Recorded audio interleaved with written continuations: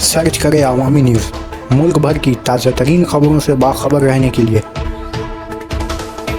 Subscribe करें हमारे channel को और बेल आइकन ज़रूर दबाएं।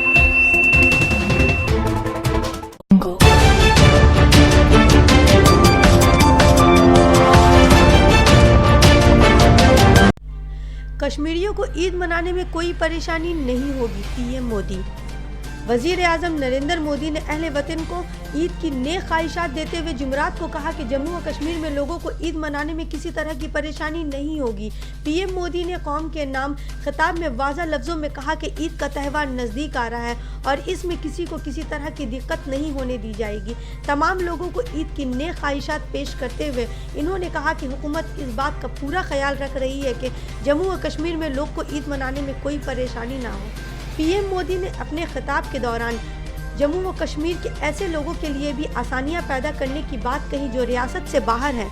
इन्होंने कहा कि जम्मू व कश्मीर के जो लोग रियासत के बाहर रहते हैं उन्हें ईद मनाने के लिए वहां जाने में भी हुकूमत मदद करेगी।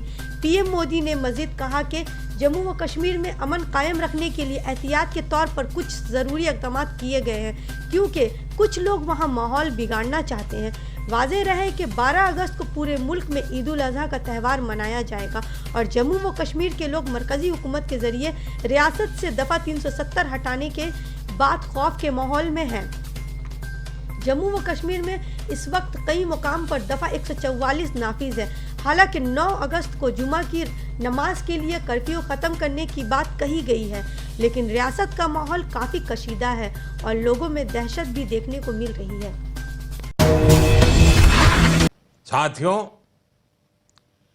ईद का मुबारक त्योहार भी नजदीकी है। ईद के लिए मेरी ओर से आप सभी को बहुत बहुत शुभकामनाएं।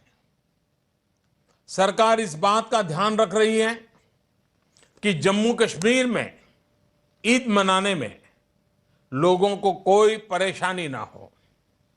हमारे जो साथी जम्मू कश्मीर से बाहर रहते हैं और ईद पर अपने घर वापस जाना चाहते हैं, उनको भी सरकार हर संभव मदद कर रही है।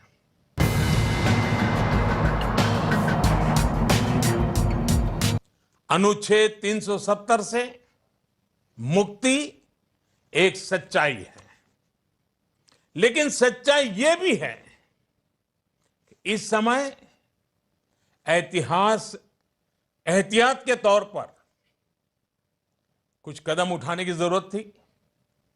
उन कदमों के कारण जो भी परेशानी हो रही है उसका मुकाबला भी वहीं के लोग कर रहे हैं और वो भी सहयोग देकर के कर रहे हैं।